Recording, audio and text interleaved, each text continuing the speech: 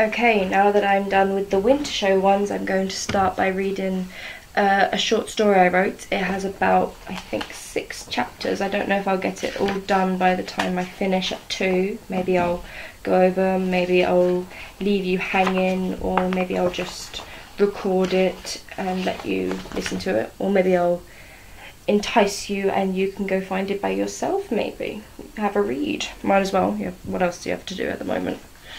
Okay, this is called Pumpkin Spice, and I hope some of you may remember it, especially considering we were talking about it in coffee number 1.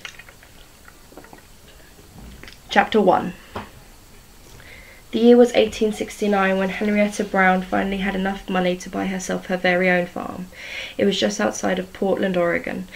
The city itself was not that old, only 20 or so years old, much like Henrietta, who had recently turned 24.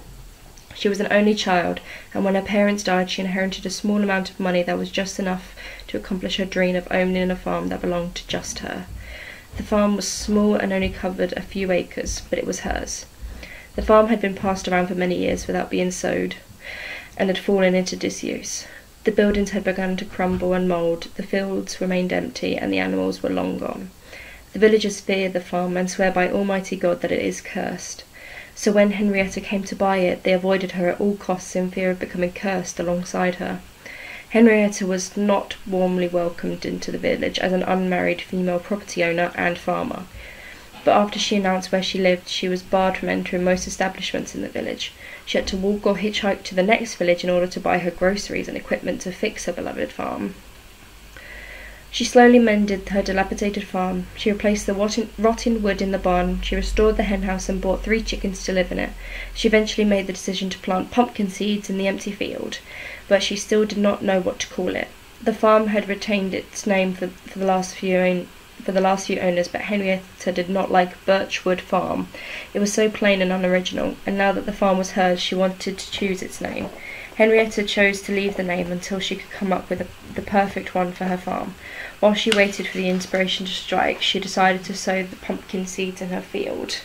It was early June, and the perfect time to plant the seeds as the soil was warm. She knelt down on the ground and felt the earth beneath her fingertips as she peeled away a layer of dirt to place the seed in its bed before tucking it in to sleep.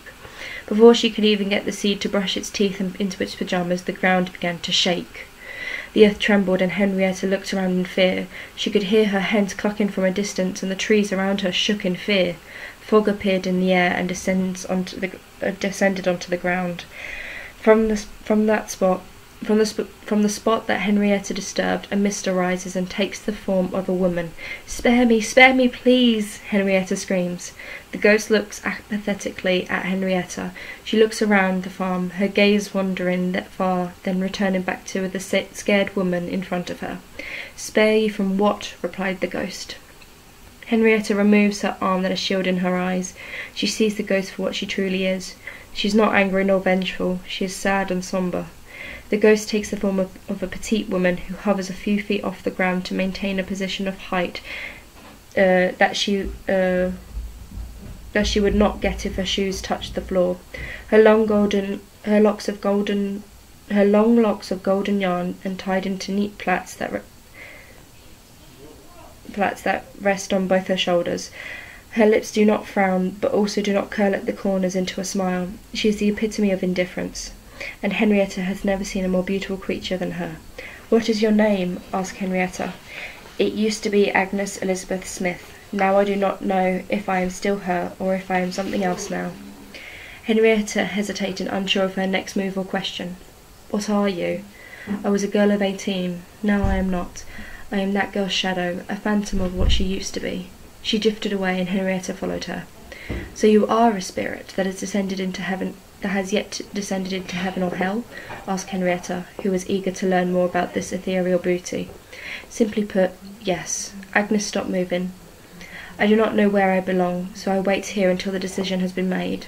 "You are waiting on my farm?" asked Henrietta, who was now confused and feeling rather existential. "It was the last place my earthly body was. I have no control over where I wait. I simply wait here." "You died here, on my farm?" "No," Agnes answered. "I was killed here."